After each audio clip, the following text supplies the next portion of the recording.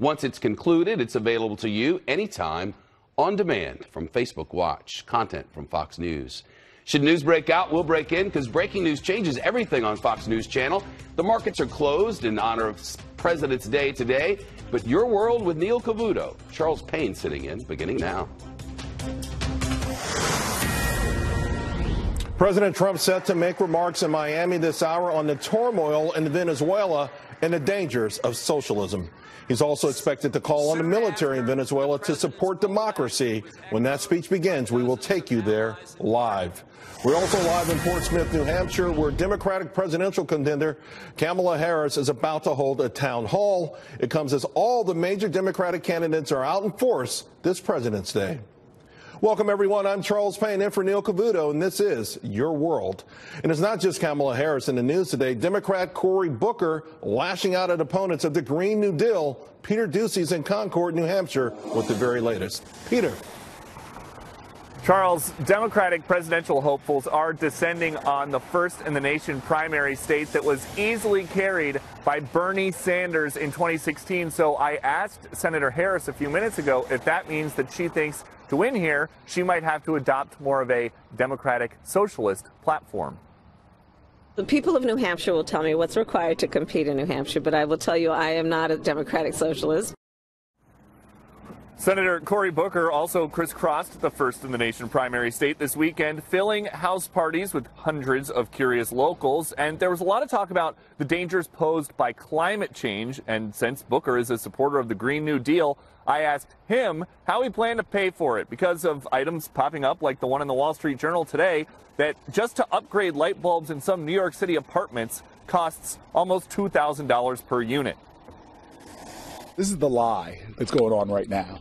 As a guy who's a former mayor, that shows you can actually revive your economy and create a bold green future. We environmentally retrofitted our buildings, saved taxpayers money, created jobs for our community, and lowered our carbon footprint. And this weekend, Senator Harris also talked about how she would pay for the Green New Deal if she was elected president, telling a group in South Carolina at a town hall in Columbia that she would claw back money from America's wealthiest that they've got in the bank right now because of the Trump tax reform bill. Charles? Peter, thank you very much. So the question now, Kamala Harris, she's rolled out a pretty good beginning here. Does she have the early momentum? Want to get the read from Democratic strategist and Fox News contributor Doug Schoen. Doug, she's got a great social media presence, perhaps the best among the presidential candidates on the Democratic side, and she's rolled out a pretty good campaign so far. Right. I would say of the candidates that have launched so far, hers has been most successful. The other thing, Charles, is because of the fact that 2018 was the year of the woman, people of color were empowered on the Democratic side. That gives her a leg up to start, and the launch in terms of the turnout in Oakland, the number of followers on social media, and most important, the amount of money raised from her launch all give reason to be very optimistic. Now, of course, there's perhaps two elephants in a room, right? Joe Biden, who by all accounts, Real Clear Politics has him with a substantial double-digit lead, and even perhaps Bernie Sanders. I know he's looking at an Emerson poll. Both of them poll ahead of Kamala Harris. So they're lurking out there. Is it too early to tell what's going to happen? Well, it's too early to tell, but we have a history in the Democratic Party of frontrunners like Joe Biden who start high and end up sinking. It isn't clear to me he has decided, or he has a message, or he has a theme that's suitable for 2020. And Bernie Sanders did great against Hillary Clinton. We know that.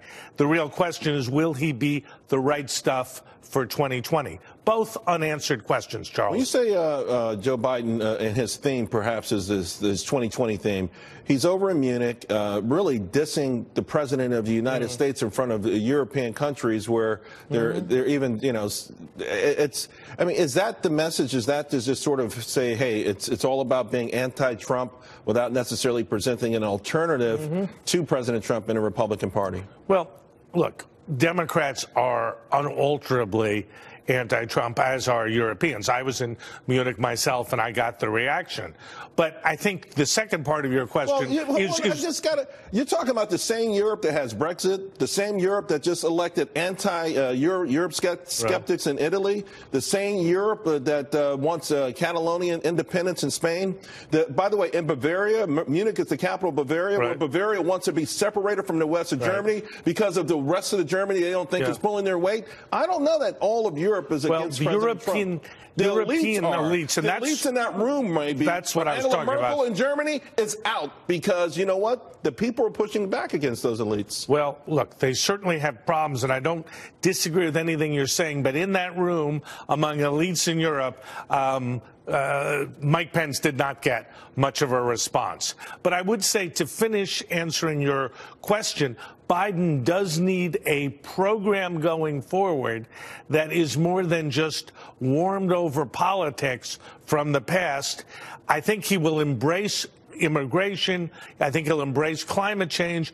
But whether he is seen as an activist, an agent of change for the Democrats, remains to be seen, right? Remains to be seen. Yeah. Very much so, Charles. And you know, it's also, you got to admit, you know, this sort of the feelings that the Democrats must have a person of color or a woman somewhere on that ticket. Like, in other words, if it's not at the top of the ticket, it's got to be the VP candidate. Yeah, I would tend to agree that there's got to be a woman and ideally a person of color on the ticket. Two white males isn't going to work this year. Especially Biden and you know, over 70, 80 years old. I do want to I think that's a problem. Pat Caddell, yes. He passed away. He did. And just a remarkable person.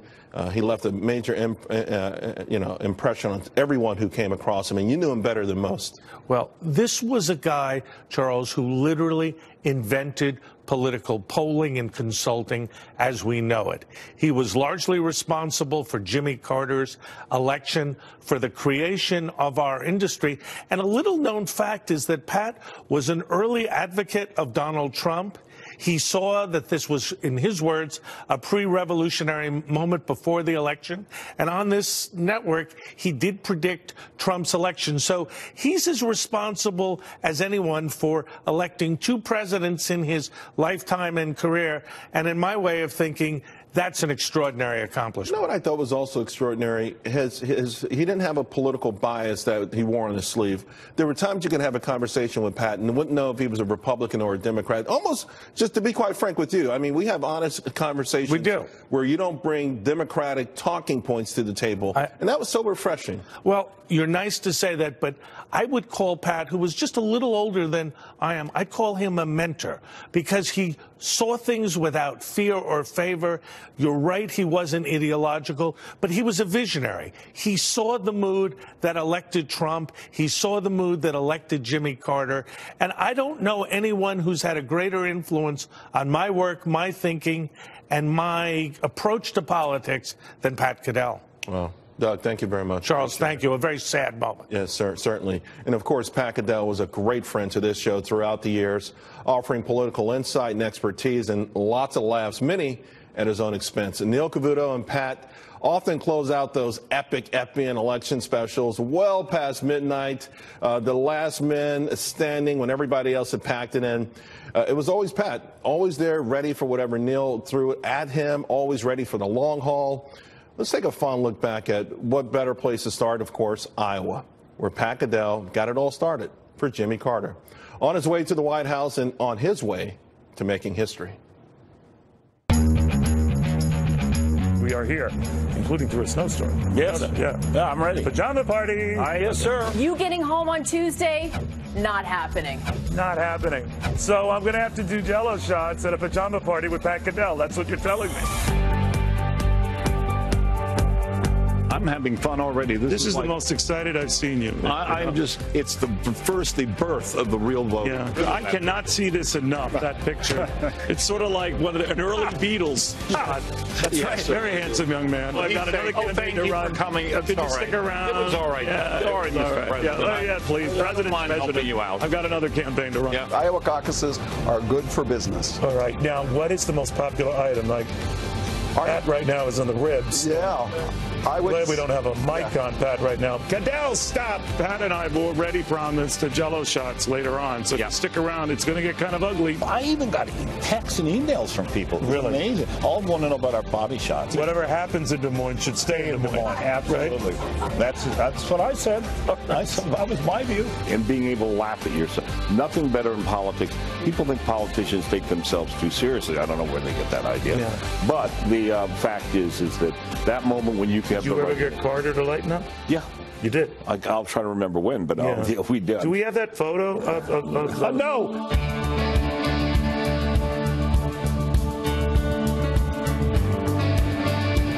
I have to make a confession because in this hothouse environment we have of his national hysteria, I have to confess I bought my 11-year-old granddaughter a new show dog. She's 11. The dog is from Russia. And it was not inexpensive, and I had to collaborate with the Russians to get it, and it won its first junior contest with Olivia. But fortunately, Dog World, they have not yet summoned her to be subpoenaed.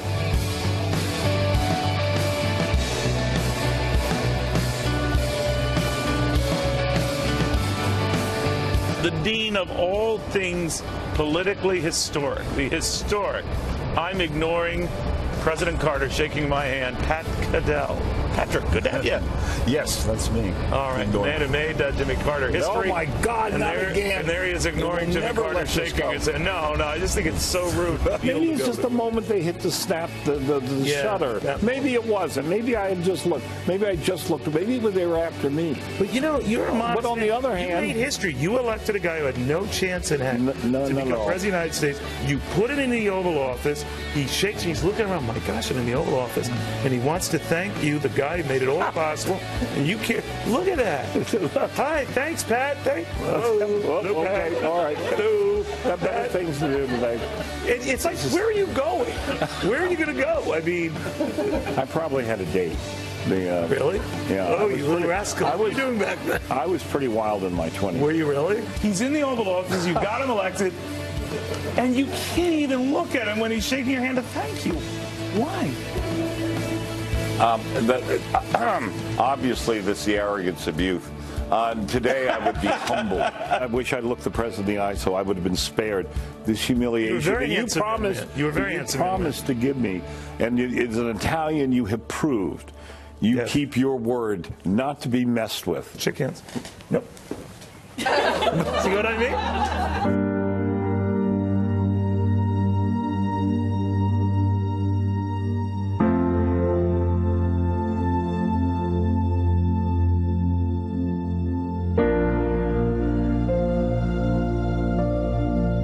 People with the media, if you want to understand their bias, they're operatives in this. And their operation is in defense of a political class and the big government that they like and support. And their attitude is these are all yahoos. Anybody wants to cut budgets or cut money, they're just yahoos. And you know what? The country really dislikes them intensely. And you finally lived up to the quality and kindness of your staff. You finally did them good. Do not encourage them to write I know, but it's true. You're the man. You know, cuckoo-cuckoo. You are the man. You did great. You are the man. Okay. New reaction today from President Trump to that 60 minutes interview with fired FBI Deputy Director Andrew McCabe. John Roberts is at the White House with more. John. Charles, good afternoon to you. Some pretty stark reaction from the White House today to what Andrew McCabe was saying on 60 Minutes last night, specifically involving a couple of things. This idea that they might want to take out the president, that the FBI and the DOJ using the 25th Amendment, and then whether or not Rod Rosenstein was serious about wearing a wire. To the first point there on the 25th Amendment, Andrew McCabe insists that he was not involved in any extended conversations regarding a 25th Amendment removal of the president, but he does say that Rod Rosenstein talked to him about it and that Rosenstein appeared to him to be serious about it. Listen to what McCabe said on 60 Minutes. A discussion of the 25th Amendment was simply Rod raised the issue and discussed it with me in the context of thinking about how many other cabinet officials might support such an effort.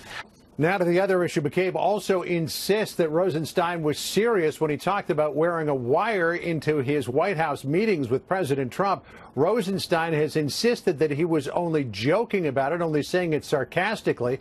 But President Trump today going off on both McCabe and Rosenstein in a tweet this morning saying, quote, "Wow, so many lies by now disgraced acting FBI Director Andrew McCabe. He was fired for lying, and now his story gets even more deranged. He and Rod Rosenstein, who was hired by Jeff Sessions, another beauty, looked like they were planning a very illegal act and got caught." He goes on to say this was the illegal and treasonous insurance policy in full action. But while the president was taking aim at both McCabe and Rosenstein, by the way, tendered his resignation weeks ago, but is still the deputy attorney general over there at the Department of Justice, at least for another little while. White House officials saved their fire for McCabe alone. Listen to what Mercedes Schlapp said earlier today. McCabe has no credibility. He was obviously fired by the FBI. We know he's lied on multiple occasions, including under oath, and he's a partisan hack. So he's trying to sell a book, but the mere fact is that he's a liar. All right. Now, there's a lot of questions being raised on Capitol Hill by Republicans about exactly what was going on here. South Carolina Senator Lindsey Graham, who's the chairman of the Senate Judiciary Committee, has said that he wants to haul both McCabe and Rosenstein up to Capitol Hill to testify. No decision yet on when that hearing might occur, but we'll keep you posted. Charles? John, thank you very much. So the question now is who's in legal trouble here?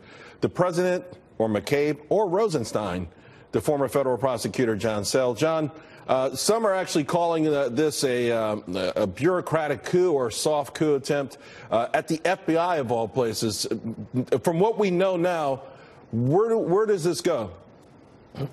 Well, first of all, in my view, it's not the FBI, it's not the Department of Justice. They're great institutions. It's a small number of people. It's not about President Trump. It's about the presidency. I mean, it's unthinkable that a small number of people started a counterintelligence investigation, which actually, the premise of that was that the President Trump, was an agent of Putin. I mean, if that were the case, what is this, Manchurian Candidate? I mean, they would have gone to the Joint Chiefs. They would have gone to the congressional leadership. I mean, this is just plain scary. I mean, there has to be a predicate. There has to be a procedure. And to go into the issue of wearing a wire, first of all, I don't buy that it's a joke. The Deputy Attorney General does not joke about something like that. And McCabe looked into the camera and he said that Rosenstein said that I'll wear a wire. They don't search me when I go into the White House. Well, my God, I mean, you can't make something like that up. And going in because they don't search him is breaching the security, is breaching the trust of the White House. And I mean, I know what it takes to wear a wire. I've been a prosecutor for a long time. I've been a defense lawyer for a long time. You need a predicate. It's got to be more than, hey, my God, my boss was fired, meaning the firing of Comey, which the president had a right to do. Charles, just let me say, the president's not above the law. I mean, my Watergate prosecution experience taught me that. But this is not about that. Right. If we want to remove a president, that's what we have elections for. And in extraordinary cases, we have impeachment proceedings. But the 25th Amendment, to be talking about that was passed in the aftermath of President Kennedy's assassination. And it was really intended for if a president becomes totally disabled and can't perform his duties. Right. So I don't want to overstate and use hyperbole. But what was this? Was this some kind of a coup? I mean, in this case, President Trump is absolutely right. And let me say one other thing. This was reported in the New York Times about 6 months ago. And just now it's getting legs. And I've got to give President Trump credit because I don't know why he didn't fire Rod Rosenstein. Because having nothing to do with the Russia investigation, how can you have a deputy attorney general who is talking about wearing a wire in the Oval Office, even if he's joking? You don't joke about something like that. No, absolutely. James Baker, in fact, suggested or hinted that this all began even before the so-called Russia problems or issues. And, you know, John, I got to say, it's really worrisome. And I'm glad you made the point. The hierarchy of the FBI, the folks who were in charge, not the men and women rank and file. President Trump's going to speak in a moment, so we've got to leave it here. But really enjoyed the way you explained all of that, and the audience does as well. Folks, you're looking at Miami. President Trump is there. He's going to be speaking in moments on the crisis in Venezuela. I want to go to Phil Keating, who happens to be in Miami with the very latest. Phil. Hey, Charles, Senator Rubio, Senator Rick Scott, as well as Governor Ron DeSantis, all three Republicans, all three here, all three spoke, revving up this Venezuela-American crowd full of people who have been living in Miami for years, as well as new arrivals from a nation that is spiraling in crisis and despair, that being Venezuela. The problems down there are immense. Inflation's going to reach 10 million% this year, according to the International Monetary Fund. Food is scarce to get. In fact, it's so hard to get food and supplies of food just for the people of Venezuela to eat and feed their families. The average Venezuelan has lost 24 pounds since when Nicolas Maduro, the president, took office. And the two men that are going to be targeted by President Trump, and he should be walking out to the stage here any minute now, are going to be President Nicolas Maduro as well as opposition leader Juan Guaido. Guaido is whom John Bolton, the national security advisor, just in a speech here earlier, referred to him as the president of Venezuela. This is who the White House recognizes as the legitimate president. They say Maduro is a dictator, a kleptocrat, and needs to step down from power. All of these things will be hammered by the president to a very supportive crowd here today. A little applause going on, but still no president just yet. Also, Senator Rubio went to Colombia with Congressman Mario Diaz-Balart over the weekend. They were in Colombia at the border with Venezuela at one of these bridges where Venezuelans have been carrying all they can carry out on their back and leaving the country. 3 million people have left Venezuela in the last couple of years.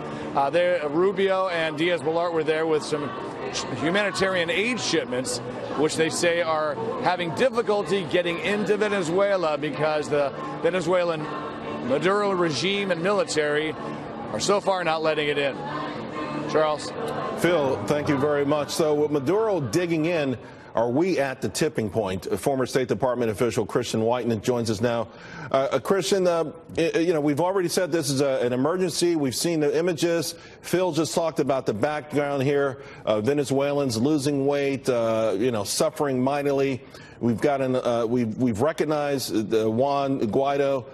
So what happens from here if Maduro refuses to budge?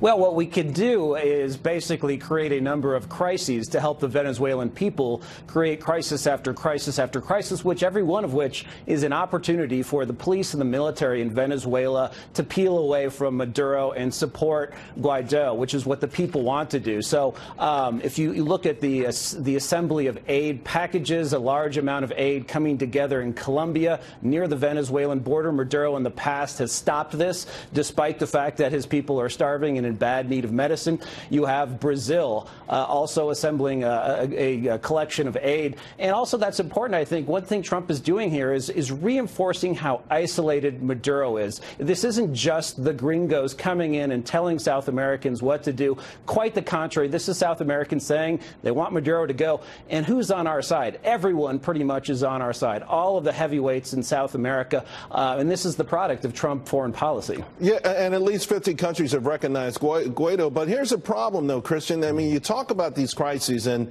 we know in these socialist countries, it's always the elites who are isolated, right? So while ultimately it may force their hand initially, it makes a desperate situation for the regular Venezuelan even more desperate, doesn't it? It does, although, again, Maduro has really done that all by himself. It's not any sort of withholding of U.S. support or economics. It's that country, which has tremendous oil wealth and could easily be the most wealthy country, both net and per capita in South America, has been pushed through 20 years of socialism, although it's gotten a lot worse lately to that. So, there's always a question if U.S. sanctions and U.S. pressures will actually hurt a freedom movement. But if you talk to people in those movements, and cases of this go back to solidarity in Poland at the end of the Cold War. They always want a lot of outside attention. And even if they don't love the United States, although many people down there do, even if they don't, they want us to do what we're doing, which is put the spotlight on the dictator. You mentioned the police and the military. I remember when Chavez was in charge, routinely he would raise the pay of the military, perhaps seeing one day where this moment would come where paying off the military and the police to a degree would be necessary. Of course, Maduro picked up on that practice. There have been many times when he's elevated their pay substantially, where they live very well. They haven't lost 24 pounds in the last year. So where's the breaking point for the military? Where's the breaking point for the police? How do we negotiate that?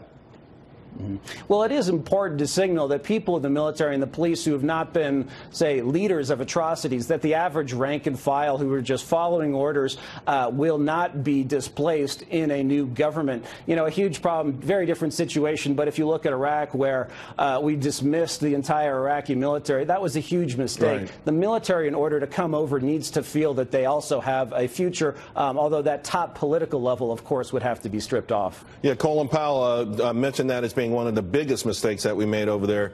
Real quick, finally, Christian, I do want to ask, if all else fails, how far do we go with respect to the use of force? You know, I don't think it'll come down to the need for the U.S. to go in. To the extent Maduro conducts extremely, does very bad things or threatens our national security, it remains an option. I think it's good the president hasn't taken it off the table. But these regimes always look very tough and very solid until they're not. And then if you look at the long history of regimes like this that have been swept into history's ash heap, I think the people will get it. Again, the combination of U.S. support, of international support, everyone coming together. Florida's 2 senators doing a great job down there themselves and back in Washington. So I think it'll happen without the need for any U.S. military action. Christian Whiten, thank you very much. Always appreciate it. Thanks, Charles. President Trump getting ready to tell Venezuela's leader Maduro to step down. He's expected also to bash the dangers of socialism.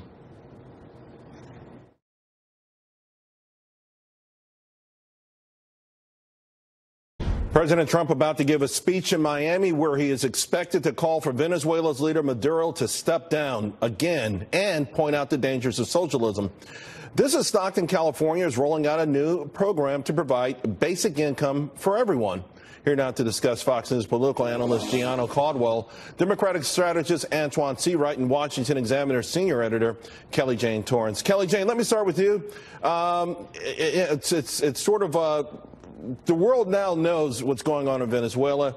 It had the opportunity to be among the wealthiest countries in the world. They squandered it as they've gone down this path of socialism, and now this could be the end game for all to see. Yeah, Charles, it's a very dramatic few weeks we've had in Venezuela, and it will continue to be. I mean, you had Marco Rubio, the senator, on the border with Colombia over the weekend, showing the humanitarian aid that America and other countries are trying to get in to help the starving people of Venezuela. And I know a lot of critics of the president like to say he doesn't care about people outside America's borders. Well, he certainly does, and I think he is going to be showing that in his speech today. He also, of course, is going to be showing that he's not isolated from the international community. They're all working to help the people of Venezuela. But yeah, this is a very stark reminder of what socialism can and always does lead to. You have 3 million people who have left Venezuela. The people are starving. You have Democratic economists here saying we can pay for the Green New Deal by just printing money. Well, Venezuela has, 130 million % inflation. I think we can see where that leads to. So I think Donald Trump will be giving an interesting speech that involves both foreign policy and domestic policy. He's certainly going to tie it to the many progressive Democratic presidential candidates that we're seeing on the trail right now. And Gianno, of course, this as we see the city of Stockton, formerly known as the foreclosure capital of America, institute a basic universal income scheme, $500 a month to about 130 people. It's been tried all over the world, and yet it's being used again they say, to fight poverty. Yeah, you know what, Charles, I grew up in poverty. I understand it very well, and having been in a family where we depended on welfare programs for essentially everything, I think welfare is a good thing for a temporary measure to lift you out of poverty. But the truth of the matter is, any government that can give you everything can also take it away. And with the facts being that there's over 80+ welfare programs throughout this country, that's just for the federal level, We have the support that we need to lift ourselves out, but there has to be conditions around it. That's why I have an issue with any particular town that's just looking to give money away without some restrictions. People should be like the 96 welfare reform. They should have to work. They should have to go to school. Right. No one is looking to take care of someone for the entirety of their life, and this creates a dependency mentality, which is not helpful for anyone. You know, Antoine, this same program was tried in Finland over a 2-year period with a lot more people, over 100,000 people. They spent $23 million. The initial results have not been that great. They say they'll keep examining it if they really change anyone's lives.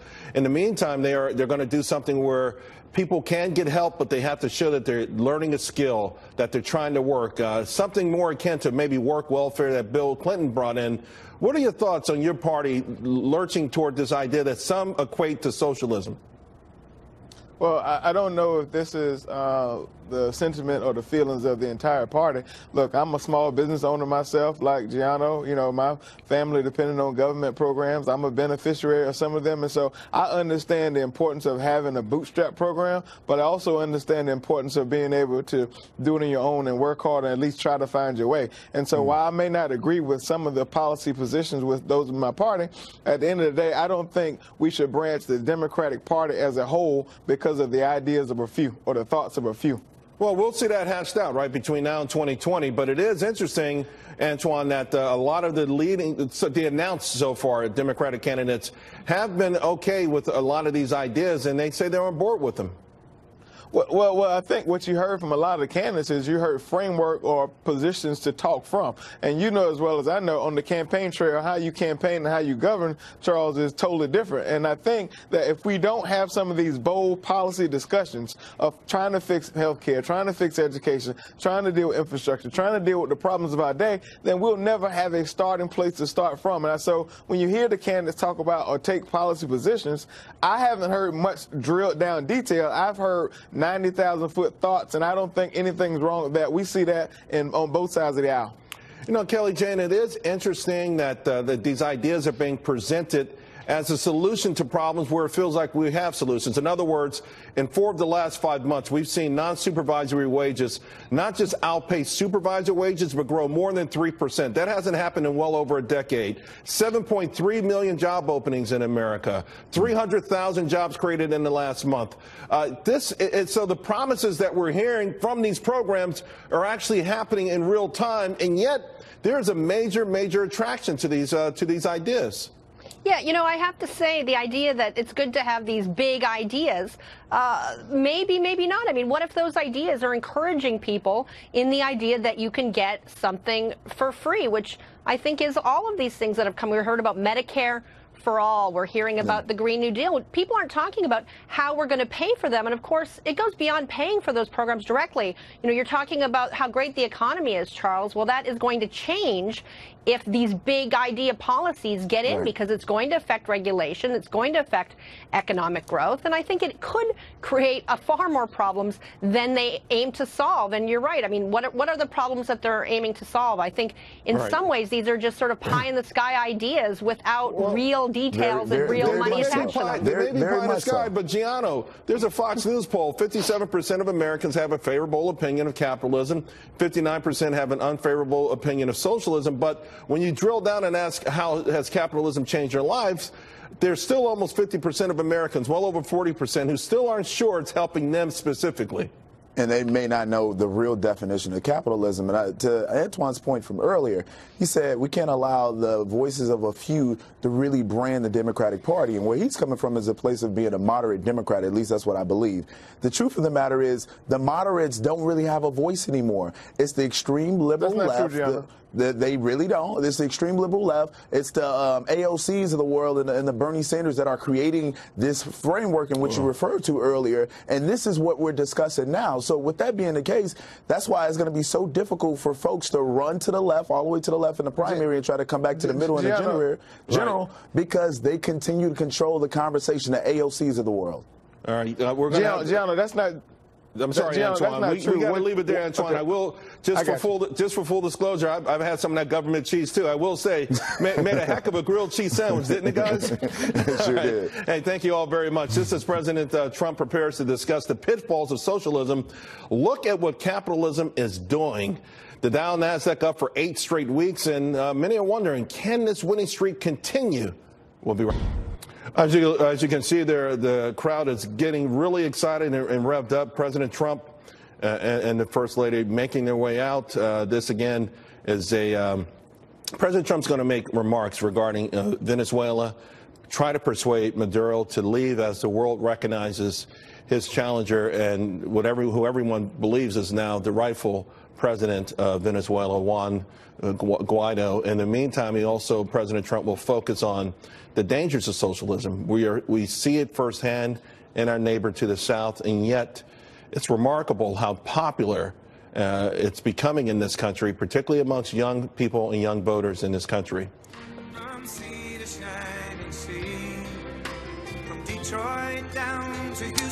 Ashley Webster is with me from the Fox Business Network. Ashley, the Caracas Stock Exchange went to zero, practically zero last year. Well, if ever the president wanted to show an example of what socialism can do to a country, by the way, Venezuela is so rich with resources, with all the oil that Venezuela has. It was a shining star in Central America, and then we get a system comes in where cronies and corruption take all of the goods, take all of the money, and leave the majority of the people dirt poor, and as we've seen, in desperate situation right now. I mean, this is just what can happen in socialism, and it's just a very stark reminder. Time after time, you know, and Venezuela's in our backyard, but I always invite people to look at the study of post-colonial Africa, where many of those countries chose socialism over capitalism, in part because they wanted to sort of separate from Europe. They also were looking up to Russia, which at the time looked like it was pretty successful in the 1950s. Yes. But, you know, I think it set those countries back a minimum of 50 years. Well, look at Zimbabwe. Zimbabwe was the breadbasket of Africa. And, of course, it was then socialism comes in and it becomes absolutely ruined. It becomes a barren wasteland. There's always a dictatorship associated with that, isn't there? Yes. The very top are the corrupt ones that will take all the money and all the goods and live a high life while the citizens are left to struggle. All right. Let's take a listen in. I have a feeling First Lady's going to speak momentarily.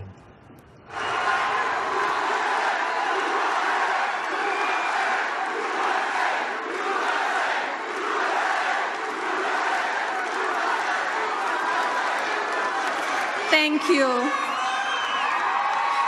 It is wonderful to be here today in the beautiful city of Miami. The President and I are honored to stand with all of you as we together support the great people of Venezuela. I'm proud to be here with you in the United States of America as your First Lady. Many of you in the room know what it feels like to be blessed with freedom after living under the oppression of socialism and communism. In Venezuela, the people are on the brink of reclaiming their own liberty. Today, we must let the Venezuelan people hear us all with one united voice. There is hope, we are free, and we pray together loudly and proudly that soon the people of Venezuela will be free as well.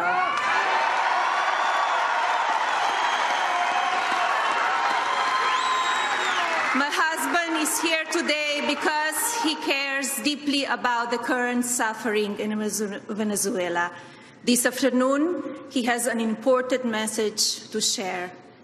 Ladies and gentlemen, it is now my pleasure to introduce my husband, the President of the United States, Donald J. Trump.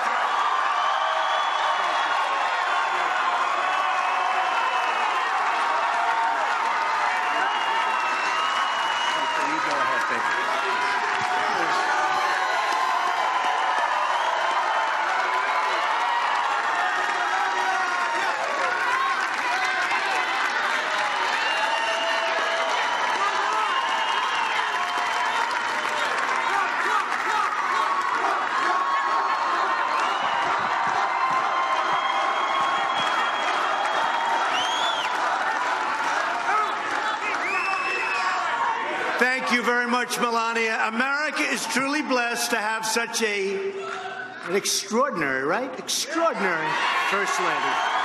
She's extraordinary. She really is. She cares about people.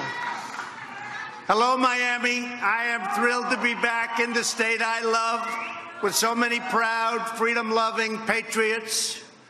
We're here to proclaim a new day is coming in Latin America. It's coming.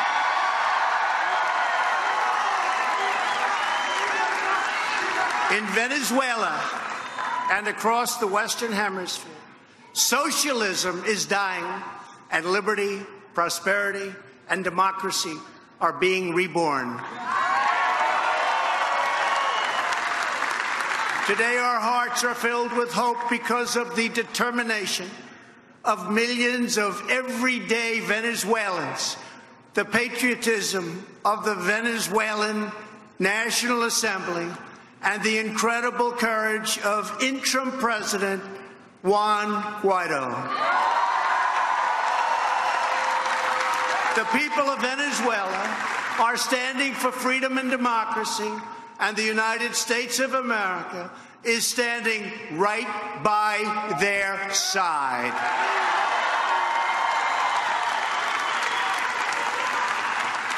Let me begin by thanking the great leaders here today who have been such incredible champions for the cause of liberty. And these people love you, and they love Venezuela, and they love Cuba, and they love all of the places that we're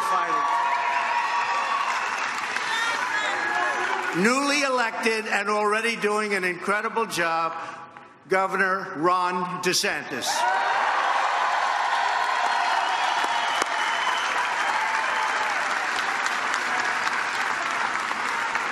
A man who I call, especially when we're talking about Cuba, Venezuela, Nicaragua, he knows a lot, and he's a friend of mine, Senator Marco Rubio.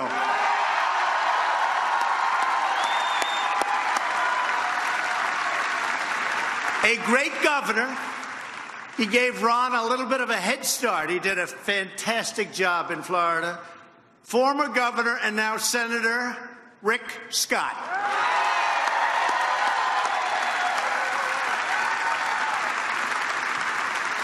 Somebody that I've gotten to know very well, especially as to the fact that my heart is in Venezuela. Representative Mario Diaz-Balart.